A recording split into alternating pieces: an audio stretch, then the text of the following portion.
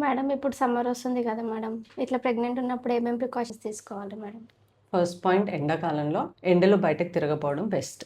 వెళ్ళాల్సి వచ్చిన light colour clothes, గొడుగు క్యారీ చేయడము, వాటర్ బాటిల్ క్యారీ చేయడం ఇలాంటివి తీసుకొని వెళ్ళాలి. కనీసం ఒక రోజులో 3-4 లీటర్ల నీళ్ళు తాగాలి. నీళ్ళు అంటే నీళ్ళతో పాటు ఫ్లూయిడ్స్ ఎక్కువ, లైక్ మజ్జిగ, నిమ్మరసము, కొబ్బరి బొండం నీళ్ళు ఇలాంటివి తీసుకొని జ్యూసెస్ ఇలాంటివి తీసుకోవడం బెటర్. మేడం ఇప్పుడు మళ్ళా ఒక్కొక్కవేళ ఎండలో తిరగాల్సి వస్తుంది కదా మేడం. ఏం ఇబ్బంది ఉంటే హాస్పిటల్కి రావాలి మేడం మరి? ఎండలో ఎక్కువ తిరగాల్సి వచ్చినా తలనొప్పి, తల తిరగడం కానివ్వండి, మూత్రంలో మంట, వేడి ఇలాంటివి ఏమైనా సంకేతాలు కనిపిస్తే ఇంట్లో కొంచెం వాటర్ ఎక్కువగా తీసుకొని చూడండి. ఇవి డీహైడ్రేషన్ సిమ్టమ్స్ కూడా కావచ్చు. వాటర్ ఎక్కువ తీసుకొని సిమ్టమ్స్ తగ్గితే పర్లేదు. తగ్గకుండా ఇంకా అలానే ఉంటే ఇమీడియట్గా హాస్పిటల్లో డాక్టర్ని విజిట్ చేయాలి. చిన్న చిన్న జాగ్రత్తలు తీసుకుంటే ఎండాకాలంలో కూడా బేబీ ఇంకా మదర్ ఇద్దరు హెల్దీగా ఉండొచ్చు.